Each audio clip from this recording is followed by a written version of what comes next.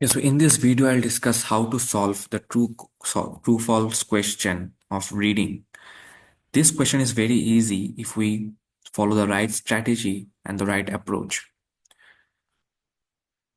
So এই কোশ্চেনের জন্য আমি যে স্ট্র্যাটেজিটা সাজেস্ট করি সেটা হচ্ছে প্রথমে আপনাকে কোয়েশ্চেনটা পড়তে হবে। Will never read the passage, first always the question. Just কোয়েশ্চেনটা পড়বো, কোয়েশ্চেনের মিনিংটা বুঝতে হবে, দেন কোয়েশ্চেন থেকে মেইন একটা দুটা কিওয়ার্ড নিতে হবে, দেন ওই কিওয়ার্ড নিয়ে আমাদের চোখ গুলায় গুলা খুঁজতে হবে প্যাসেজে। এখন চোখ গুলায় গুলে খোঁজাকে বলে স্কিমিং। তো যেখানে আমরা স্কিমিং করে লোকেশনটা ফাইন্ড আউট করলাম, আমার এই মানে কি ওই জায়গায় অ্যান্সারটা আছে, তো ওই জায়গাটা আমাকে স্ক্যানিং করতে হবে, মানে লাইন বাই লাইন পড়তে হবে। ঠিক আছে, দেন স্ক্যানিং করার পর দেন আমাকে অ্যান্সারটা প্রেডিক্ট করে আনে লিখতে হবে। এখন অ্যান্সারটা ট্রু কখন হবে? যখন আমার মিনিংটা ম্যাচ হবে। যখন প্যাসেজের আর কোয়েশ্চেনের মিনিংটা ম্যাচ হবে তখন ট্রু হবে। যখন মিনিংটা ম্যাচ হবে না তখন ফলস হবে। আর যখন আমি খুঁজে পাবো না বা মিনিংটা খুঁজে পাবো না তখন আবার নট গিভেন। ওকে, তো this is how we do true false question. এখন ফার্স্ট কোয়েশ্চেনটা পড়তে হবে। ঠিক আছে, কোয়েশ্চেনটা আমি পড়ি। Most geoglyphs in England are located in a particular area of the country.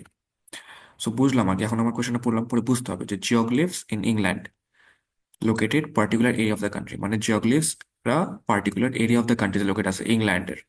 তো আমি এখান থেকে দুইটা ওয়ার্ড নিতে হবে, হয়তো জিওগ্লিফস নিলাম, ইংল্যান্ড নিলাম, and particular area of the কান্ট্রিটা নিলাম। নিয়ে আমি এখন খুঁজতে যাব। আমি যদি এখানে খুঁজি, ঠিক আছে, প্রথম থেকে আমি খুঁজতে হবে যেখানে আমার জিওলিস বলটা ম্যাচ হয়ে গেল। স্কিমিং করে খুঁজতে হবে চোখগুলায়, লাইন বাই লাইন কিন্তু পড়া যাবে না, কারণ লাইন বাই লাইন পড়তে গেলেই আমাদের অনেক সময় চলে যাবে, অনেক সময় নষ্ট হবে। ঠিক আছে, এই জন্য চোখগুলায় খুঁজতে হবে। জিওগ্লিস ওয়ার্ডটা এখানে ম্যাচ হয়ে গেছে। দেন আমাকে আরেকটা ওয়ার্ড ম্যাচ করতে হবে, কারণ আমাদের জিওগ্লিস ওয়ার্ডটা কমন হতে হবে, এটা বারবার আসতে পারে, তাই না? এই জন্য আমাদের দুইটা ওয়ার্ড ম্যাচ করতে হবে অ্যাটলিস্ট, যাতে আমি মানে বুঝতে পারি যে ওই জায়গায় লোকেশনটা আছে। ঠিক আছে, দেন আরেকটা ওয়ার্ড ম্যাচ করা ট্রাই করি। এখানে কিন্তু ইংল্যান্ড ওয়ার্ডটাও ম্যাচ হয়ে গেছে, মানে আমার অ্যান্সারটা এখানে আশেপাশে আছে। তো এই জন্য আমি এই জায়গাটা একটু ভালো করে স্ক্যান করব। ঠিক আছে, এখন যদি স্ক্যান করি মানে লাইন বাই লাইন পড়ি। The cutting of huge figures or geoglyphs into the earth of English hillsides has taken place for more than 3,000 years. There are 56 hill figures scattered around England, with the vast majority on the chalk downlands of the country's southern counties.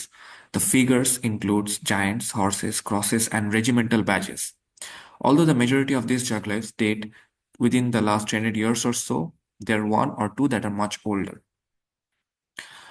Okay, so আমি পড়লাম, পড়ে আমি এই লাইনটাতে তো আমার অ্যান্সারটা আছে। ঠিক আছে, সেকেন্ড লাইনটাতে যে there are 56 hill figures scattered around England, বলতেছে যে হিল ফিগার্স গুলো স্ক্যাটার্ড অ্যারাউন্ড মানে ছড়াই ছিটে আছে ইংল্যান্ডে, with the vast majority on the chalk downlands of the country's southern countries. But বলতেছে যে যদিও ছড়াছিটা আছে, বাট বেশিরভাগ সাউদার্ন পার্টে আছে।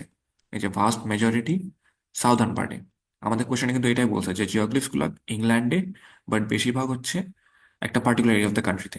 এই যে most geoglyphs are located in particular area, এখন যেহেতু সাউদার্নে বলছে বেশিরভাগ ইংল্যান্ডে, এর মানে কি ওটা পার্টিকুলার এরিয়া।